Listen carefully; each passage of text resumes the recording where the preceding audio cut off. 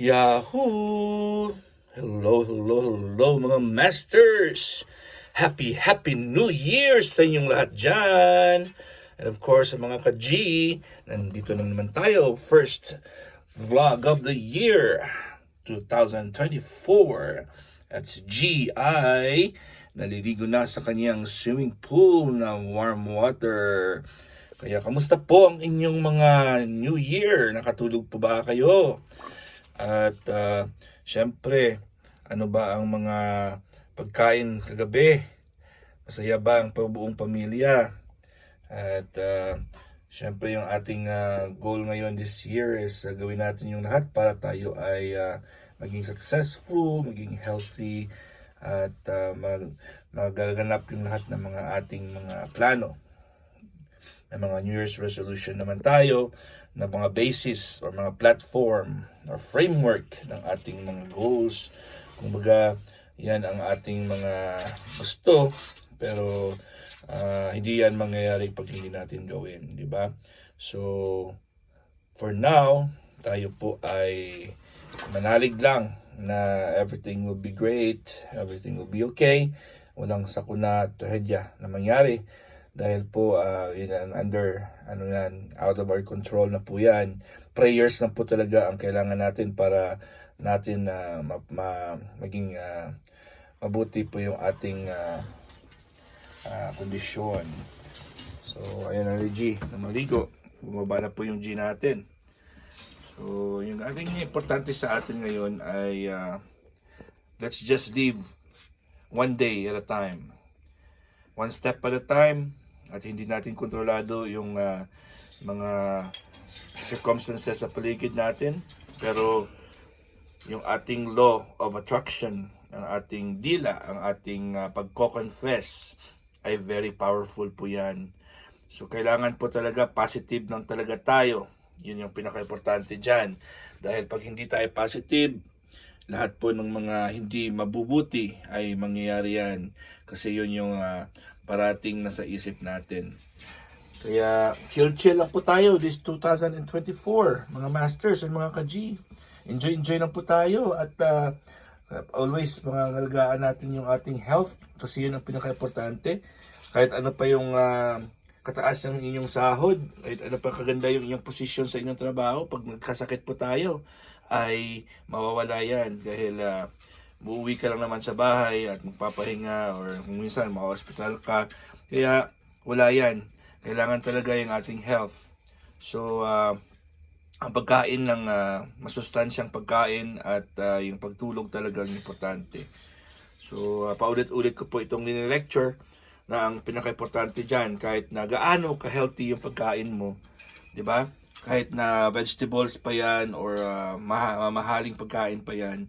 Ang problema dyan, pag umiinom ka ng liquids, tubig, juice, tea, kafe, or ano man kasing inumin yan, kahit sopas pa yan, basta lumamang po yan o sumobra ng 1/4 ng tasa, ayan, 1/4 ng tasa, pag uminom ka ng mas marami pa dyan, ay ang yung enzymes po ay mawawalang bisa na yan. Ayan, so kailangan na talaga natin na pag kumakain tayo ay nguyain natin ang pagkain natin. Nguyain talaga natin. Hindi lang pwedeng ilang beses mo lang nguyain at lunukin mo na.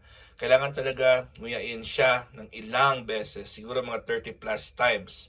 So, ang ating ngipin po ay 32 pieces po ang ngipin natin. 32 sets of teeth. Yung ating yung golden rule sa pagkain is you have to chew your food 32 times or more. 32, 33, 34 times before nating lunukin. Bakit po? Kasi bago pumasok yung pagkain sa lalamunan natin, kailangan po ay small pieces na po yun. Naka very tiny bits na siya. Kasi pag pumasok na po sa tiyan natin, sa ating stomach, ay kailangan po ay mabilis na siyang ma-digest, lalo na yung mga enzymes natin, mga gastric juices natin. So, yung problema dyan, pag malalaki yung chunks niya at pumasok na po siya sa ating tiyan, plus na uminom ka pa ng tubig, uminom ka pa ng mga liquids, yung ating enzymes at ating mga gastric juices po ay hindi na po mabisa. So pagpasok ng pagkain dyan ay masakit talaga. Masasaktan ka lang, masasaktan yung linings ng tiyan mo dahil po yung stomach walls natin ay sensitive yan. pag pumasok na yung pagkain dyan at nakipag-contact yung mga pagkain na malalaki, ng pieces, big pieces, at yung gastric juices ay very weak, ang mangyayari dyan is magkakaroon po tayo ng mga uncomfortable pain, mga uncomfortable na mga gastritis, mga colitis, mga inflammation, at meron tayong heartburn, at syempre pwede tayo magkaroon ng indigestion. Yun. So, importante po dyan, as pag kumakain po tayo, ay lunukin, bago lunukin ng pagkain, ay nguyain talaga ng ilang beses, 32 times or more. And then, bawal po or try your best na wag uminom ng any liquids habang kumakain. Bigyan mo natin yan ng 1 oras na pagitan. So, 1 hour before and 1 hour after. Yun ang pinaka-importante dyan. Pag ginawa nyo yan, ayun, promise ay ma-maximize nyo po yung kinain nyo. So, yun din yung sanhi ng mga bad breath, yun din ang sanhi ng mga high blood pressure, diabetes. Kasi bakit? Kaya kung hindi po na-absorb yung pagkain, lalo na pag bilog yung mga pagkain sa tiyan natin na hindi siya na-process ng mabuti, syempre magpo-form yan dyan. Yan, magkakos yan ng toxins o yung kakos yan ng accumulation na indigestion, magkakos ng bad breath yan. High blood pressure naman, bakit high blood pressure?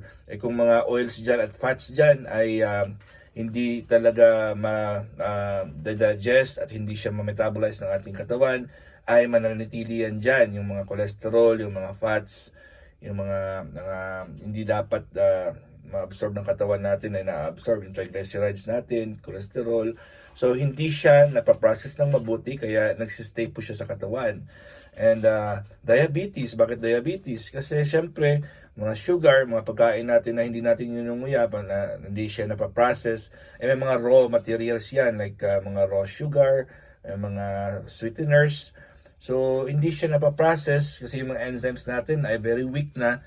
So, anong mangyayari dyan? Mag-accumulate yan until such time na maraming asukal o maraming sugar na ang present sa ating circulation.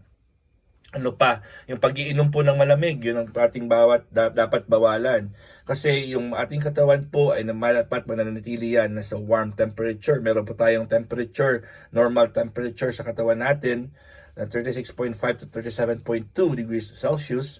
So, dapat po yan ay yan yung temperature ng katawan natin. Once na uminom ka ng something colder, something lower than the body temperature, halimbawa 35 below, or sometimes, syempre yung iniinom natin ng mga malalamig yan is mababa talaga yung temperature niyan. So, anong mangyayari dyan?